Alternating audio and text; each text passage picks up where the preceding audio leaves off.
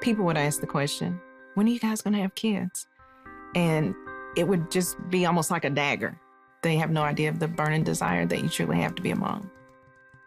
When Celeste and Terry Marshall married in 2001, they were eager to start a family.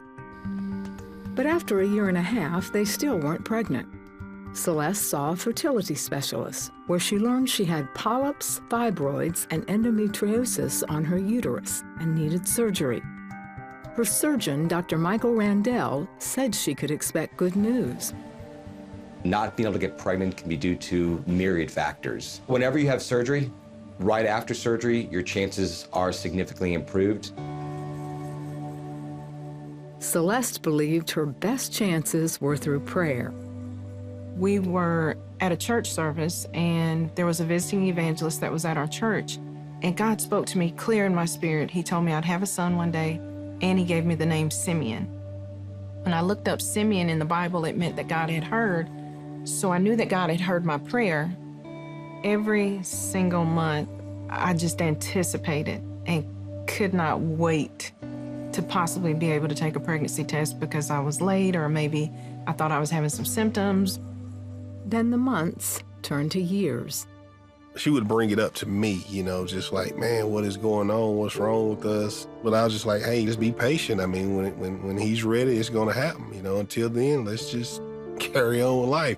I began to get very frustrated. As a woman, the one thing that you feel like God has created you to do, you're not able to do, or you're being told that you can't, and you start feeling kind of inadequate.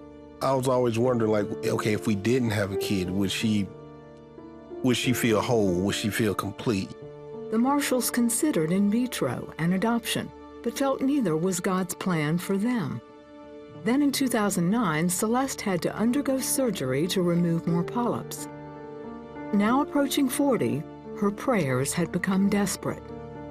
Each year, as I'm fasting and praying, I'm just like, God, if I didn't hear from you, or if this isn't your will for me, then remove the desire. And if anything, you know, the passion just grew even greater to be a mom, and that desire just continued to grow and grow. But as my desire grew, my faith started dwindling because so much time was passing. Even as her faith waned, Celeste found hope in the Bible. One scripture stood out to her.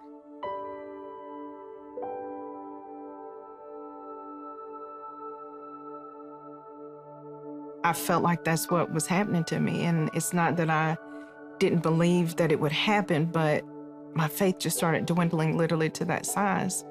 And as a reminder that that's still enough for God to do the miraculous in your life, I taped it on my bathroom mirror so that every single day I would see it.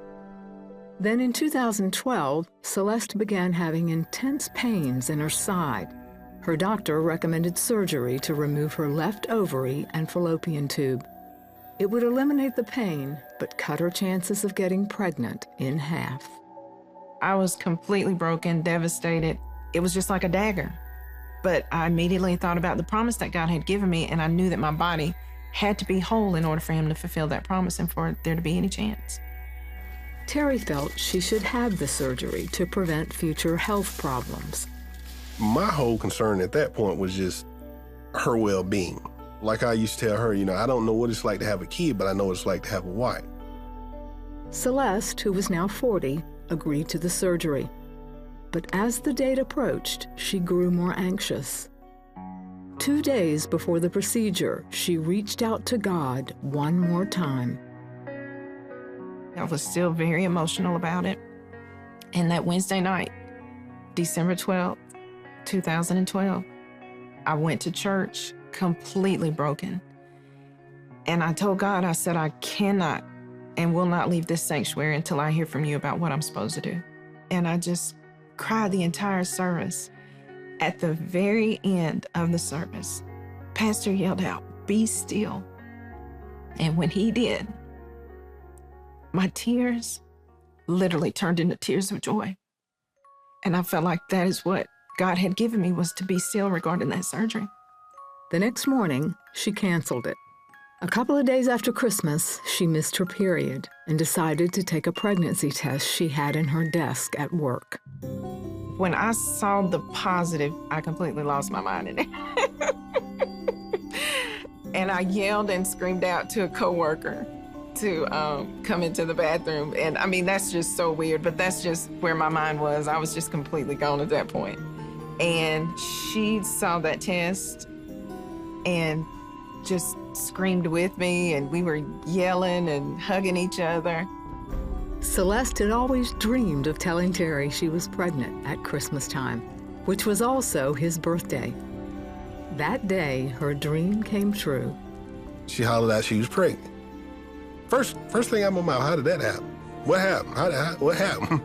I just could not believe it. I couldn't. It was just unbelievable to me, but it was my God doing exactly what he said he was going to do. A few months later, an ultrasound showed what Celeste already knew. They were having a boy. When you get to 40, your chances of conceiving are significantly diminished, not zero, but decreased. And in her situation, the fact that she was able to conceive without any of the assistance is likely to really be that miracle. She had a healthy pregnancy, and on August 21st, 2013, Terry Simeon Marshall came into the world. There was just this fullness, not only in my heart, but in my spirit.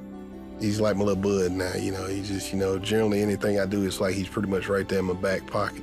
It has just done more to my faith than anything, because even from the time that I got the promise, and maybe my faith again dwindling down to the size of a mustard seed, nothing is impossible with God. And Simeon, they're both part of the Christmas story in the Bible. And this is truly our Christmas story.